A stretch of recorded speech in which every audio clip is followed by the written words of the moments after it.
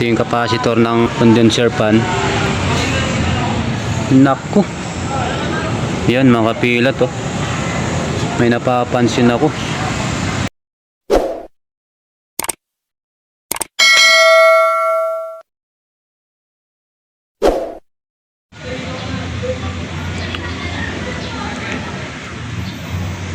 Ang problema daw po nito, sabi ng ating kamahal-mahal na customer, nagbi-blink daw po.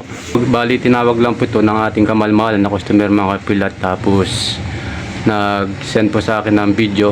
Yun na nga, nakita po natin yung kanyang video. Nagbi-blink po dito. Dito po sa timer.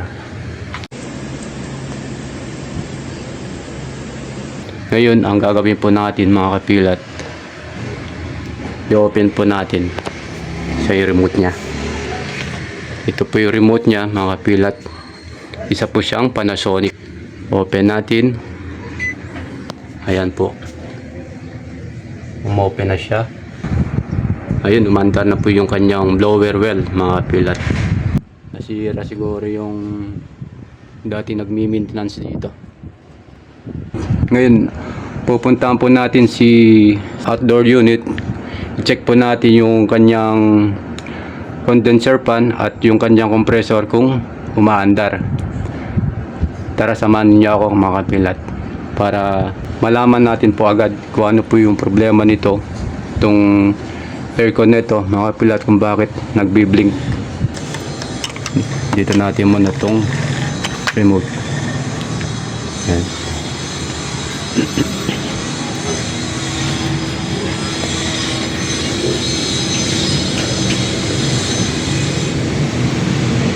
Ito yung kanyang outdoor unit mga kapilat. Umaandar si mainit umaandar si compressor. Umaandar si compressor. Ba't mabilis uminit? Umaandar po si compressor, pero si condenser fan mga kapilat, hindi po siya umiikot.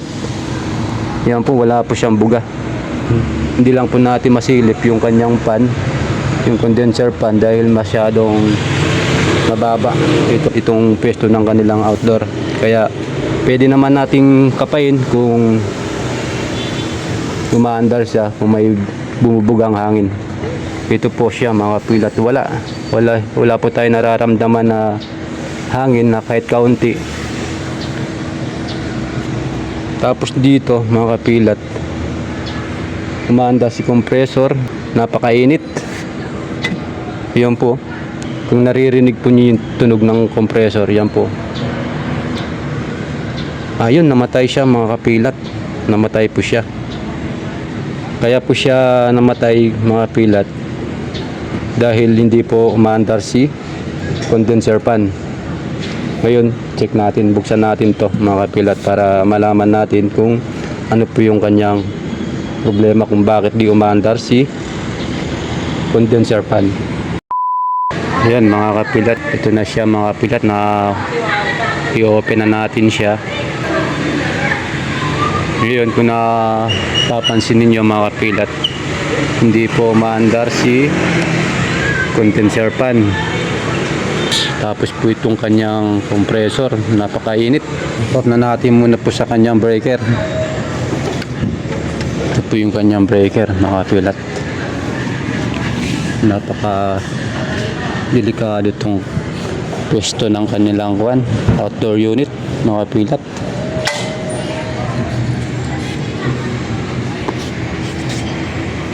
Check natin yung kanyang capacitor mga kapilat.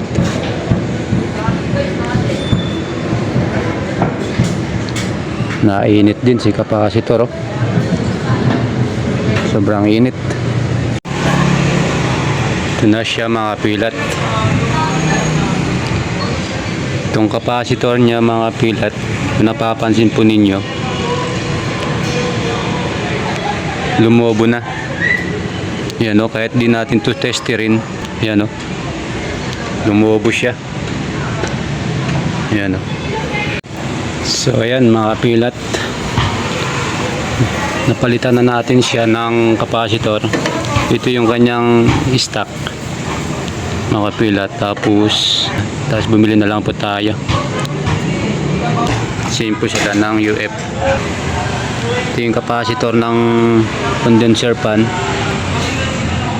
Naku, yan mga kapilat, oh. May napapansin ako, sunog.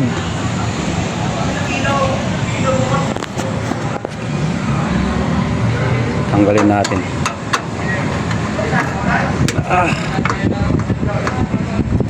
Napakadelikado rito talaga, grabe.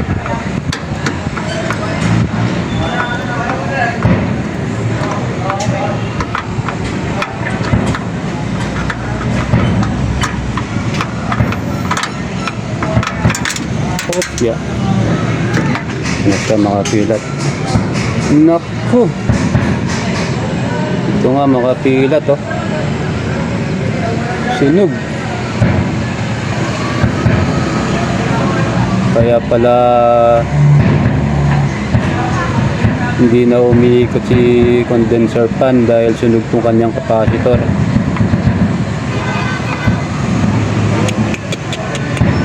Wala pa man din tayong pamalit nito.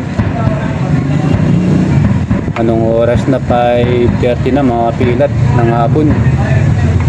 Wala na po tayo rito mabibili yan na ganitong oras. Ang mangyayari nito mga kapilat, bukas na po ito mabibili yan. Sunog na sunog, oh. Ipakita natin kay ma'am. Dito si ma'am. Ma'am, excuse me po ma'am. Ma'am, may problema po. Pakita ko lang po sa inyo. Andito si ma'am. Papakita natin. Ito po yung problema po niya ma'am. Sunog. Ito po. Kitang kita naman po, ano po. Yan. Yan. Umuobo po siya. Kaya nagbi-blink yung kanyang indoor unit. Dahil dito, hindi po umaandar si condenser fan. Ang mangyayari po ma'am nito, kasi hapon na po. Hindi na po natin ito mabibili ngayon. Bukas na po ito mapapalitan. Ganun na lang po, ano, papakisabi na lang po. Hi Sir Jess. Okay, thank you. So ayan mga pilat, i-update ko na lang po kayo bukas mga pilat. Ito na pala mga pilat yung ating nabiling capacitor ng ating condenser fan. Ito na po siya. 2UF po siya. Ganun rin po itong stock na capacitor na nasunog. 2UF din po siya. Magkaiba lang po ang design. Basta ang pinaka-importante dyan mga pilat, same sila ng UF na ipapalit natin. Ngayon po mga pilat na naikabit na po natin yung capacitor ni condenser fan. Tapos itong ipipix na rin natin to bago natin paanda rin. Ayan. Ito po yung capacitor ni compressor. Papaanda rin na po natin. Mamaya na natin po ito mga pilat takpan. Check na natin muna po kung aandar na po si condenser fan. I-on na natin yung breaker.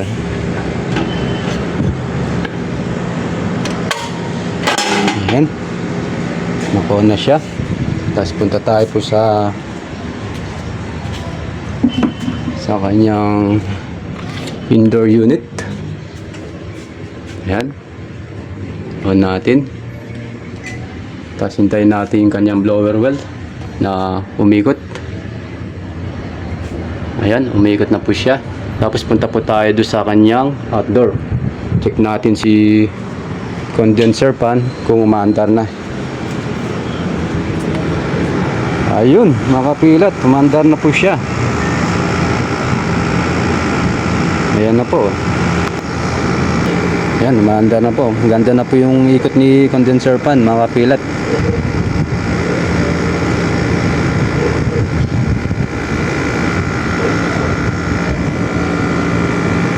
Check nating compressor umaandar. So ayan mga kapilat, umaandar na rin po si compressor. Hintayin na lang natin mag moist yung kanyang copper tube mga kapilat. Hindi kasi nating abot mga kapilat para makapan natin. Napaka-delikado kasi itong outdoor nila. Papakita ko na lang sa inyo mga kapilat. Yan po. Moist na rin po siya. Ibig sabihin mga kapilat, okay na po itong aircon na nire-repair natin mga kapilat. So ayan mga kapilat, kung nagustuhan po ninyo itong ating video, paki-like and share, and pakipindot na rin po ang ating notification bell para po kung sakaling mayroon po tayong i-upload na bagong video, ma-update po kayo. Yun lang po mga kapilat. Ingat and God bless you po sa atin lahat. Bye bye.